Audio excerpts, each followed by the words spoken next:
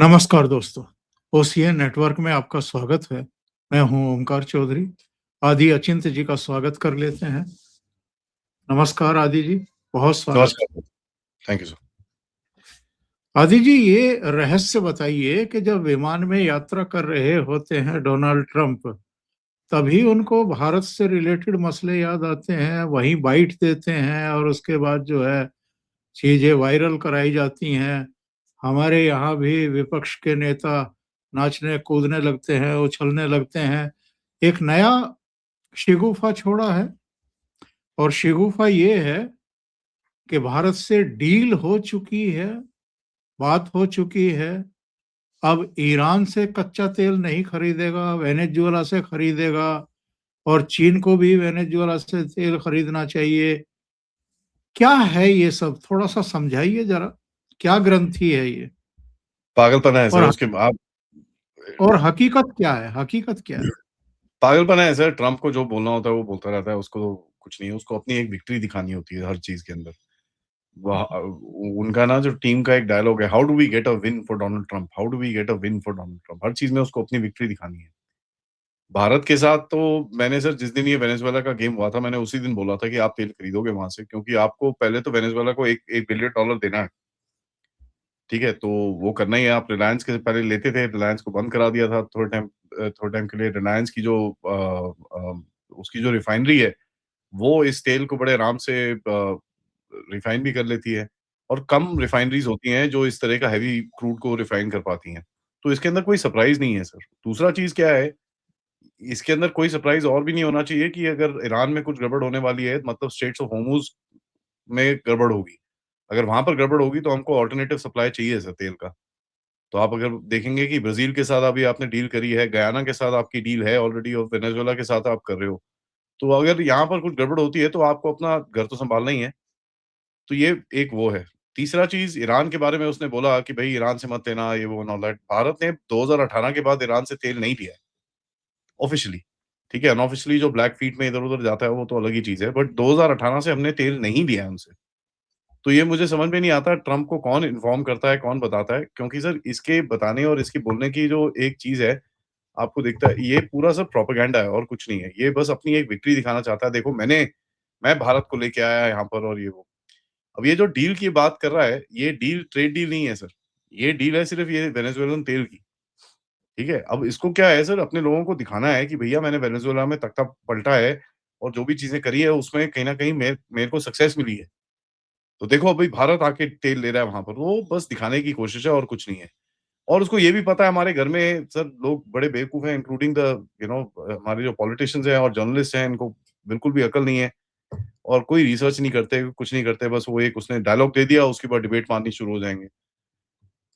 तो ये इसको भी पता है, तो ये उसका फ़ायदा उठा रहा है और कुछ नहीं है सर। ये बाकी तो सर देखिए एकदम शोमैनशिप है, मीडिया ट्रायल है, वहाँ पर मंकी सूट पहन के काला-सा बो टाई लगा के खड़ा हुआ था उधर पे।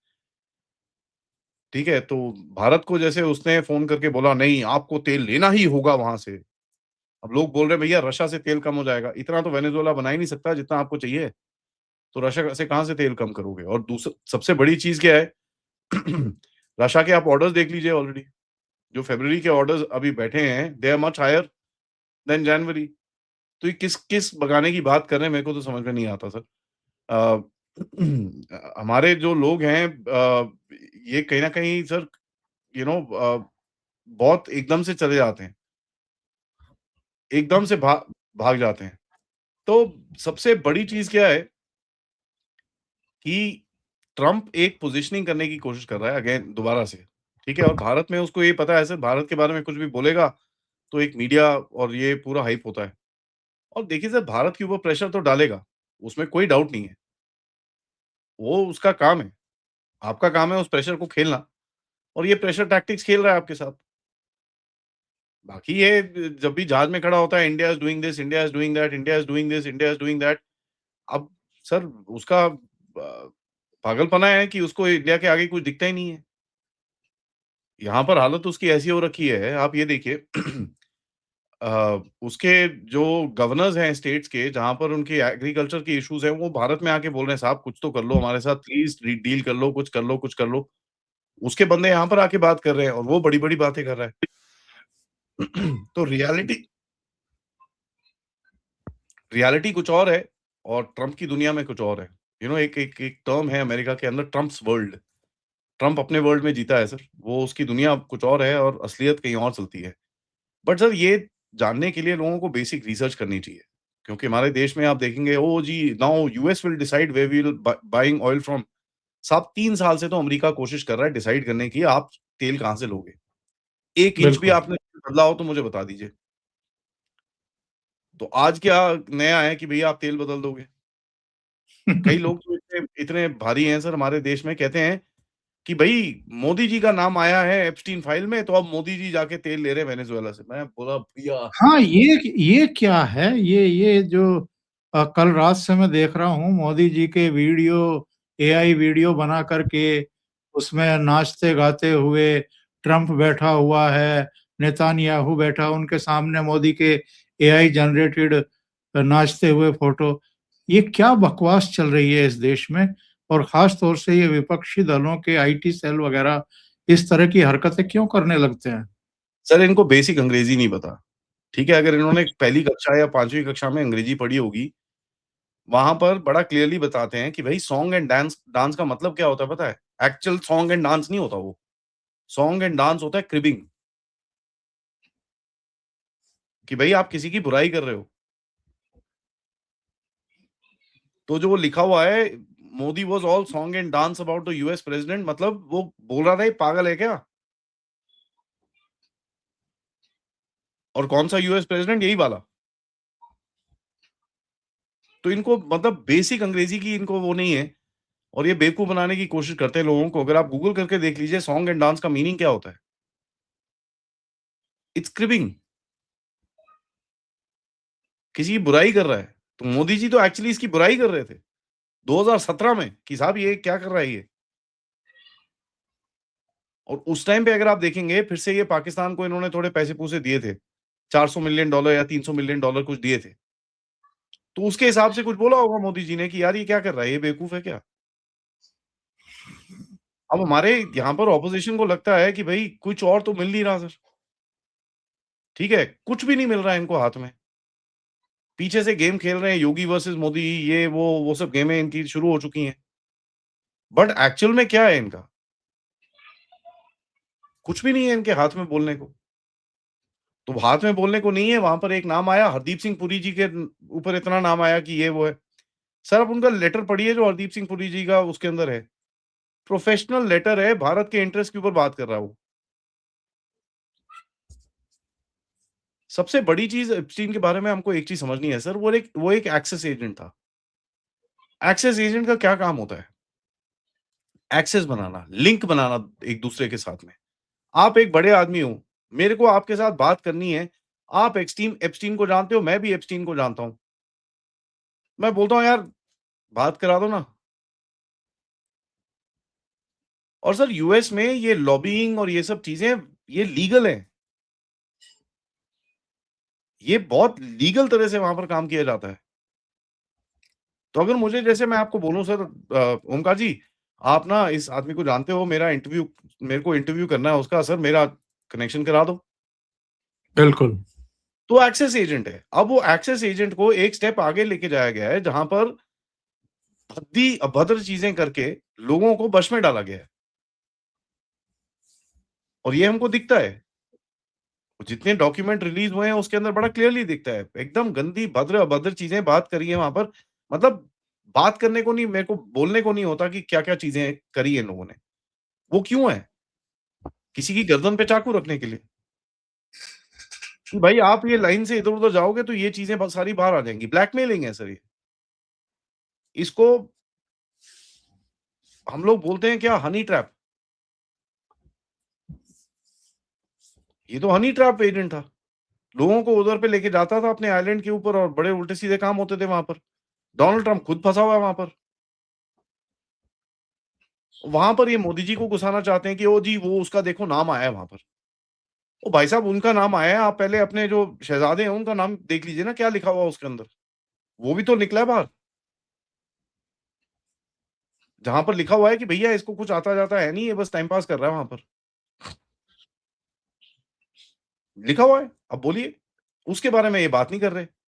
और दूसरी चीज़ क्या है सर, दूसरे कंट्री के अंदर ये कुछ हुआ है, मैं क्यों अपनी नाक लेके बीच में घुस जाऊँ वहाँ पर? इन लोगों को शर्म आनी चाहिए अगर ये सोचते हैं कि भारत में लोगों को ये बहका देंगे कि मोदी जी ये उल्टे-सीधे काम कर रहे थे। देखिए मोदी जी के हम लोग क्रिटिसिज़्म भी करते हैं, हम उनको प्यार भी करते हैं, क्रिटिसाइज़ भी करते हैं, हम झगड़ते भी हैं उनके साथ। बट हमको कभी भी एक टाइम पे डाउट नहीं है कि ये ऐसे-ऐसे काम में कहीं पे वो इन्वॉल्वड होंगे।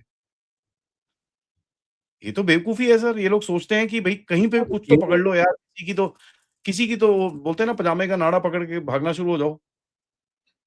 तो ये अभी वो कर तक भी अभी तक भी ये समझे नहीं हैं कि जितना कीचड़ उछालेंगे ये मोदी जी के ऊपर, वो उतना ही निखर करके आएँगे। और गुजरात से शुरू किया था इन लोगों ने और अभी भी अपनी हरकतों से बाज नहीं आ रहे। वो तो गुजरात के मुख्यमंत्री से भारत के प्रधानमंत्री बन गए और तीसरी बार प्रधानमंत्री हैं और इनकी यही हरकतें जारी रही तो वो चौथी, 5वीं बार भी बनेंगे। लेकिन ये सीखने को तैयार नहीं है। सर ये कहाँ सीखेंगे? कहाँ सीखेंगे ये लोग? इनको आज देखिए सर बजट बाद में खत्म हुआ, पहले ही बोलना शुरू हो गया जी बकवास बजट है। अरे साहब, आई मीन तुम पढ़ तो लो कम से कम,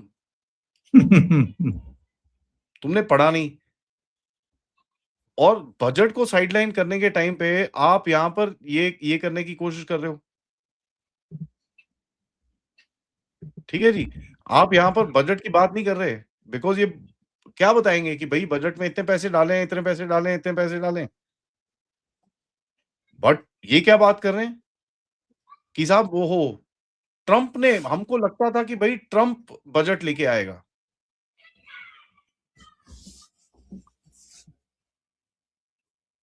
तो ये तो इनका लेवल है सर।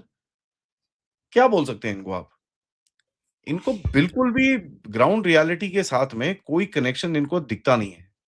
बिल्कुल भी कहीं दिखता नहीं है। एंड सबसे बड़ी चीज़ आपको इसके अंदर यही समझनी है सर, एक जगह पे भी ऐसा कहीं नहीं दिखा कि साहब कहीं न कहीं आप ऐसी जगह पे हो कि आप किसी के प्रेशर के अंदर आए हो। बिल्कुल, ट्रम्प बैठ रहा है उधर पे कि भई समझ नहीं आ रहा उसको ये कहाँ पर प्रेशर मैं निकालूँ या उसको आगे ही करूँ।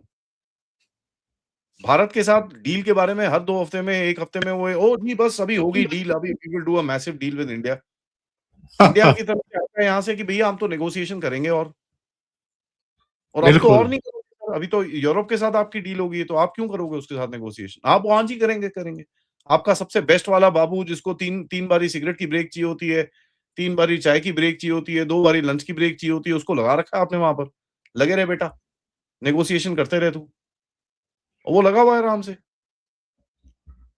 तो इनको सर क्रैक नहीं मिल रहा है, ये क्रैक ना मिलते-मिलते तो ये कहीं न कहीं आपके ऊपर साइड फेंक रहे हैं। अब ट्रम्प भी और देखिए सर ट्रम्प ट्रम्प ये क्यों कर रहा है? क्योंकि उसको भी अपने ऊपर से ये झटका निकालना है।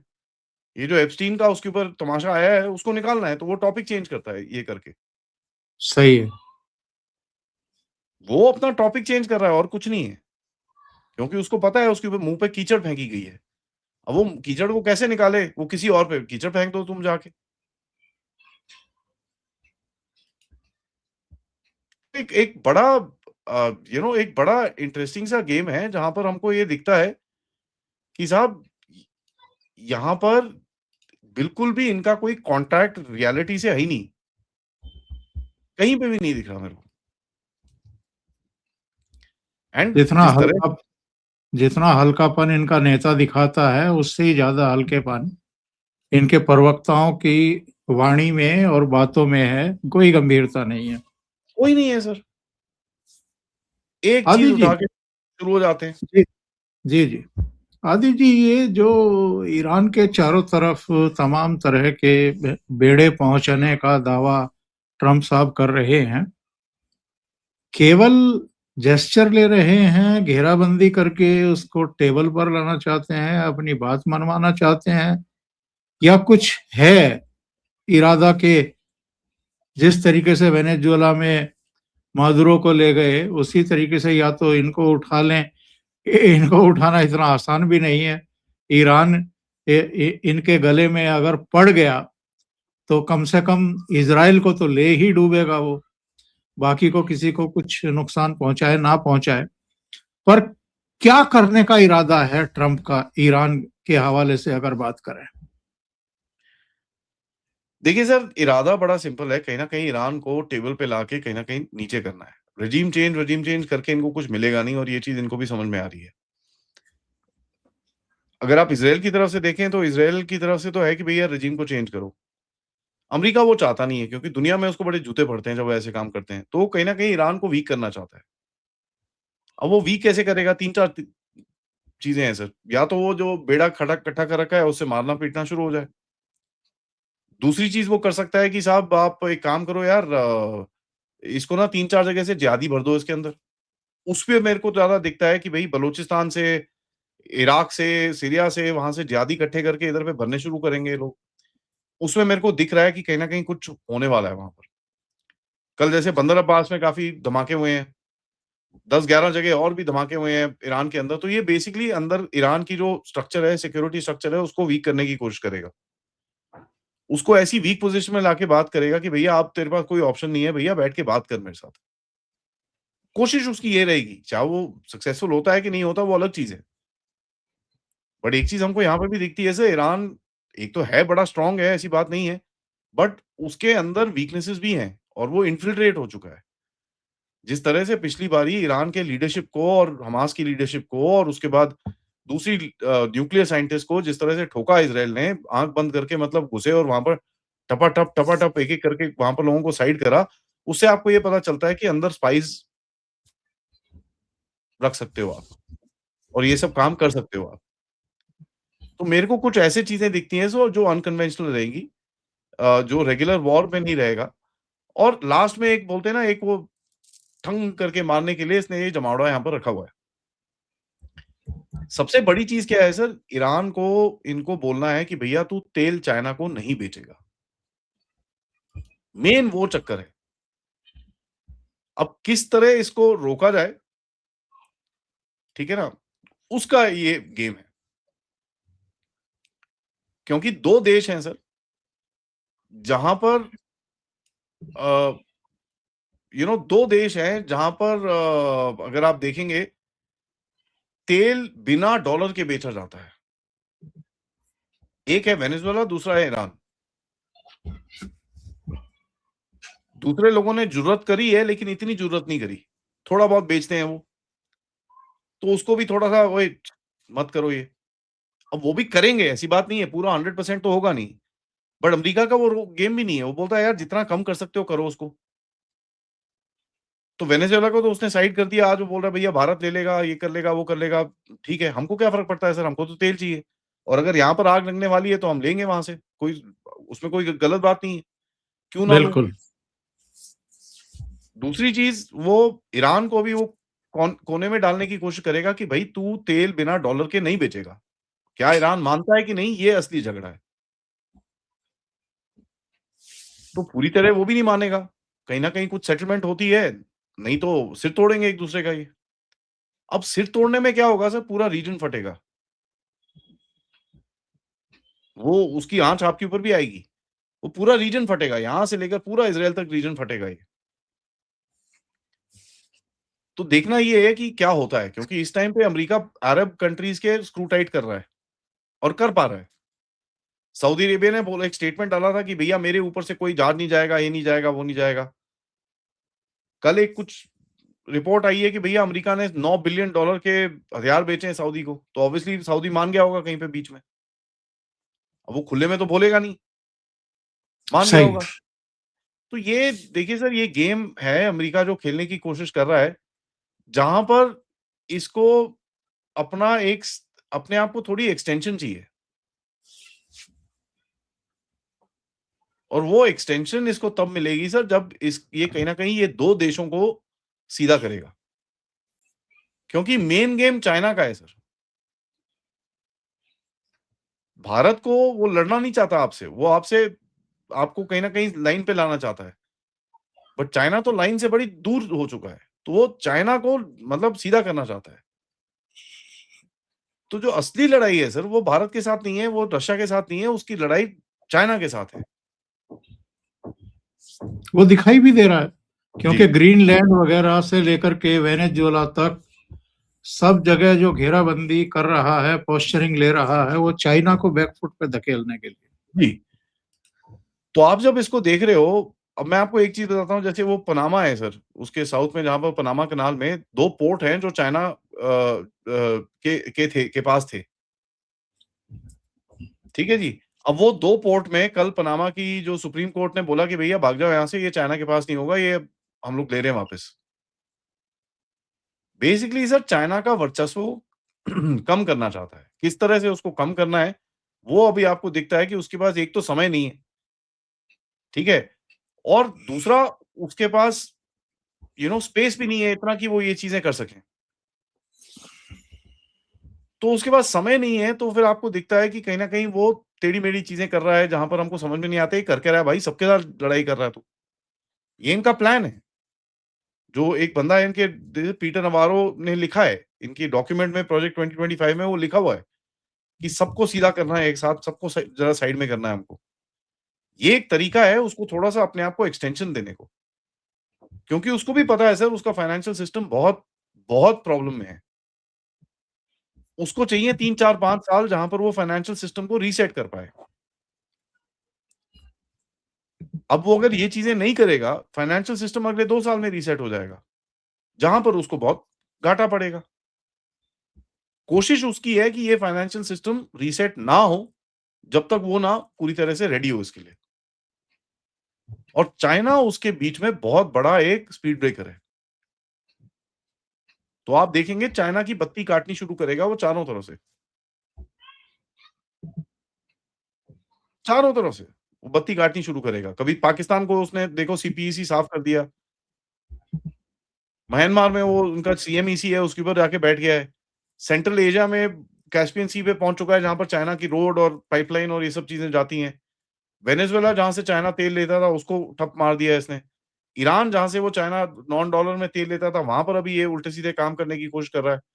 और ट्रम्प की तरफ से ये बोला भी जा रहा है कि भैया हम सोच सकते हैं for a blockade of Iran. अब ब्लॉकेड से क्या होगा सर? ब्लॉकेड मतलब ईरान अपने चीज़ों को ट्रेड नहीं कर पाएगा। उससे क्या होगा सर? अंदर मारा-मारी होगी।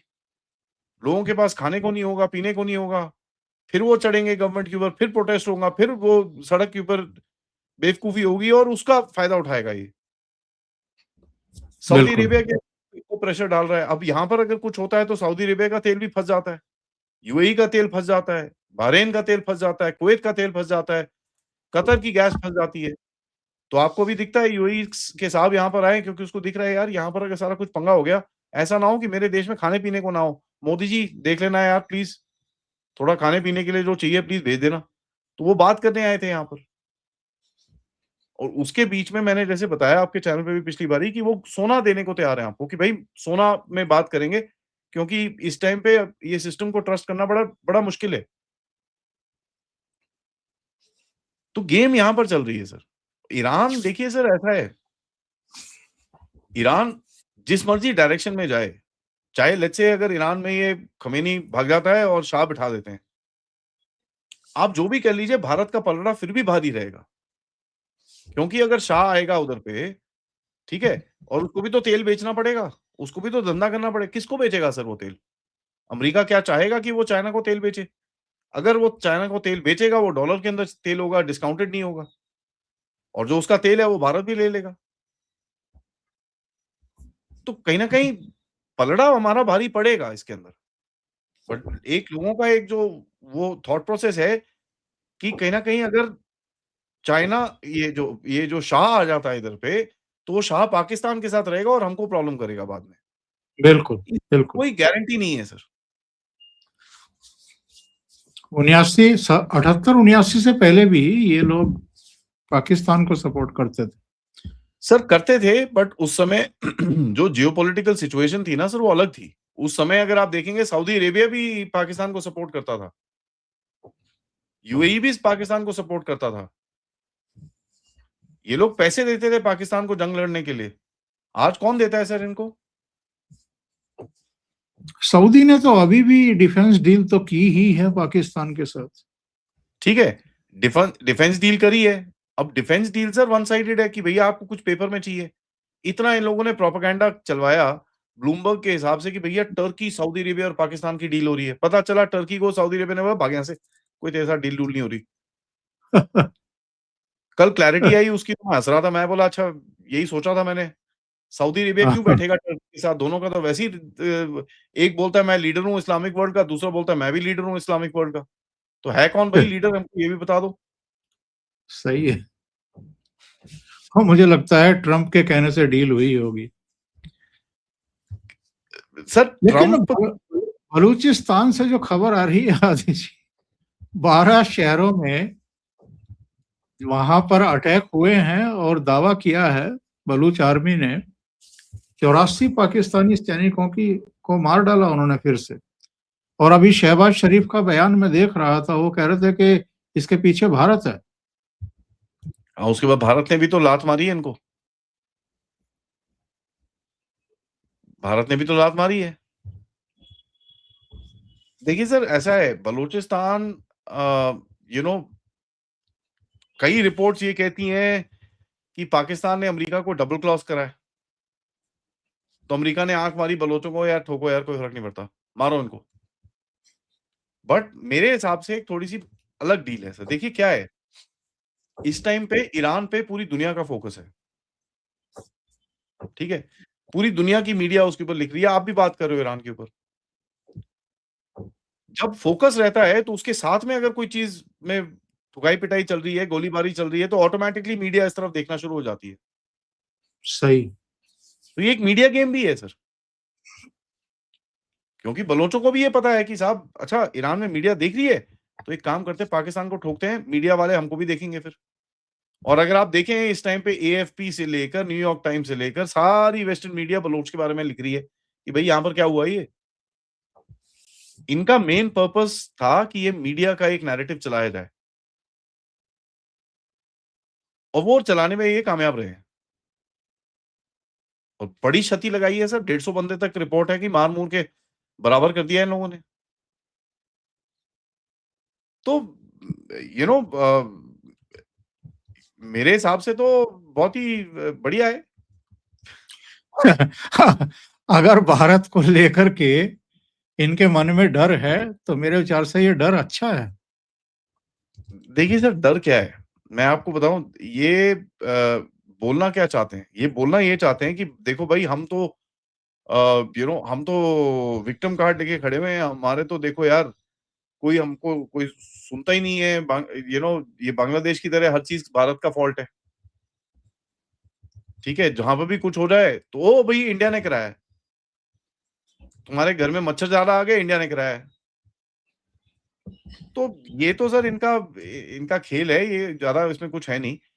देखिए सबसे बड़ी चीज़ आपको इसके अंदर क्या समझनी है सर? सबसे बड़ी चीज़ हमको ये समझनी है कि साहब जो पूरा ये रीजन है, जिस तरह से जिस तरह से ये चीज़ें खुल रही हैं, इसका मतलब क्या है सर पूरा केओस में है अभी सब कुछ। बलूचिस्तान को ये दिख रहा है कि भैया पूरा सब कुछ केओस के अंदर है और मैं अगर इसका कुछ फ़ायदा उठा सकता हूँ, तो क्यों ना उठाऊँ?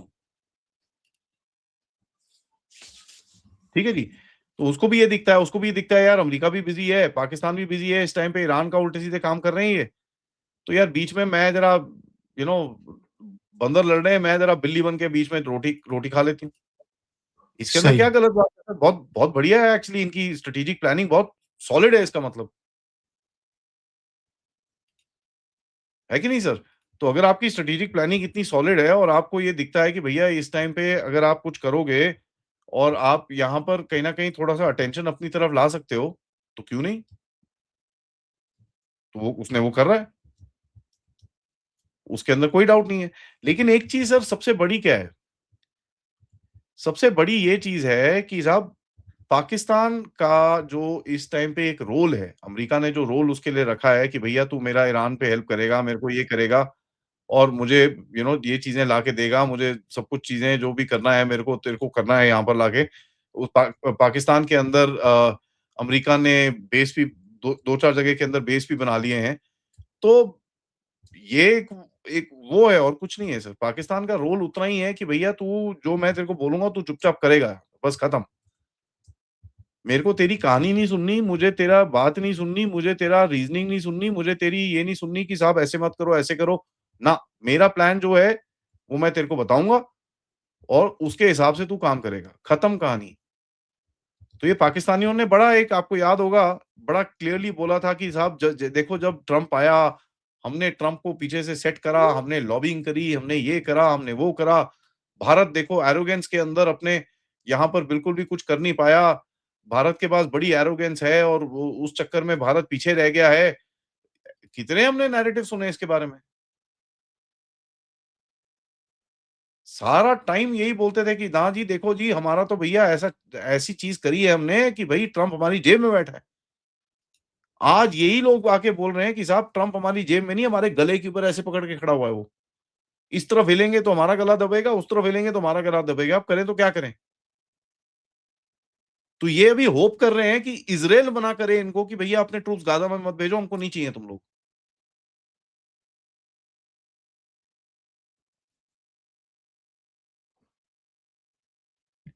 एक बड़ी जबरदस्त खबर आ रही है साहब, इनकी पति पत्नी की लोकप्रियता का पता लगता है।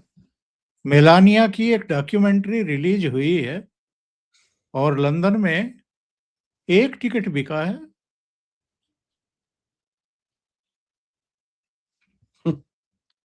कोई देखने को तैयार नहीं।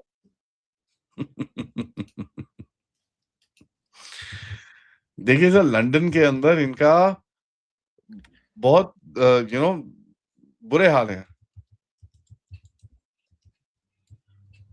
ठीक है? क्योंकि क्या है ना देखिए सर जो अ, मैं थोड़ा-सा अगर आपकी परमिशन हो 2 मिनट में मैं आपको समझाता हूँ। देखिए, जी, जी। लंदन ब्रिटेन अमेरिका का एक समय राजा था। अमेरिका टूट के उससे अलग हुआ, जैसे हम हुए। हाँ, हाँ। आज अमेरिका लंदन के जो राजशाही है उससे बहुत ज़्यादा स्ट्रॉन्ग है।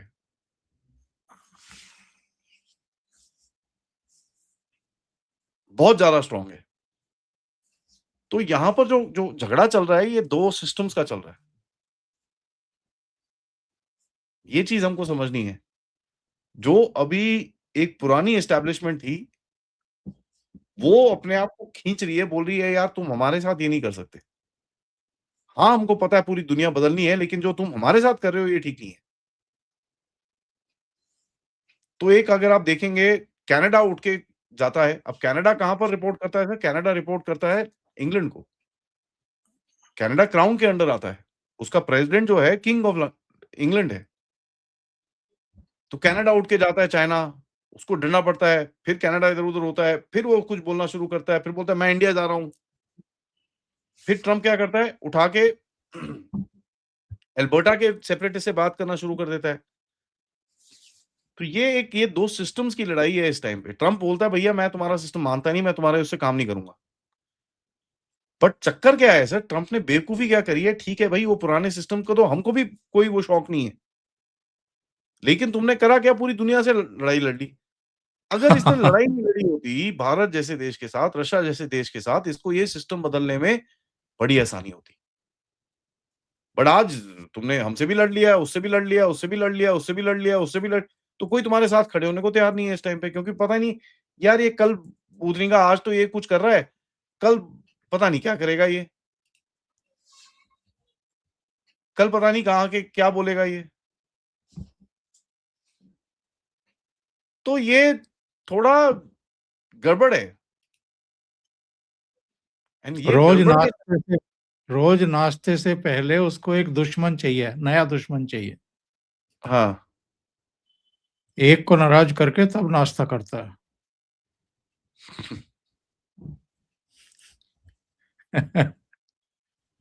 आदि जी देखिए सर, बहुत-बहुत धन्यवाद। मैं एक चीज़ और बोलूँगा अगर आपका हाँ जी, हाँ परमिशन जी। हो। हाँ जी, हाँ जी, प्लीज़। देखिए सर ट्रम्प को लाया गया था केओस क्रिएट करने के लिए। अब वो कितना केओस क्रिएट करने के लिए लाया गया था ये किसी को पता नहीं है। जिस तरह से ये एप्स्टीन फाइल बाहर निकली है और जिस तरह से ट्रम्प को एक कोने में डालने की कोशिश करी गई है, एक चीज़ ये दिखती है कि भई ट्रम्प ने कुछ कदम ऐसे रखे हैं जो पसंद नहीं आए हैं कुछ लोगों को। तो अमेरिका और दूसरे जो एस्टैब्लिशमेंट वाले लोग हैं, उन्होंने एक डिसीजन लिया है कि इसको ज़रा थोड़ा अभी लाइन पे लेके आओ। तो ये एप्स्टीन फाइल उसका गेम है। अब ये आता है कि नहीं आता, इसके ऊपर हमको आगे जाके देखना पड़ेगा, होता क्या है। बहुत बड़ी बात आपने चलते-चलते कह दी है। इस पर तो एक और प्रोग्राम आपके साथ करना जी, जी, पड़ेगा। जी। कभी जब भी भी सर। आप जी, जी। बहुत-बहुत धन्यवाद आदि जी। और इसीलिए दर्शक आपके मुरीद भी हैं। तो दर्शकों से भी निवेदन है कि आपको ये चर्चा अच्छी लगी हो तो लाइक का बटन दबा दें। इस वीडियो को साझा करें, शेयर करें, ग्रुप्स में अपने मित्रों के साथ। चैनल अभी तक सब्सक्राइब नहीं किया है तो कर लें। साथ में लगे बेल आइकॉन को दबा दें ताकि आगे आने वाले वीडियो और उनके नोटिफिकेशन आप तक पहुंचते रहें। आदि जी का चैनल है डेफ टॉक्स बाय आदि, उसको भी सब्सक्राइब करें और सहयोग करें। Thank you so much. Thank you sir. नमस्कार। नमस्कार, जय हिंद, जय भारत। जय हिंद, जय भारत।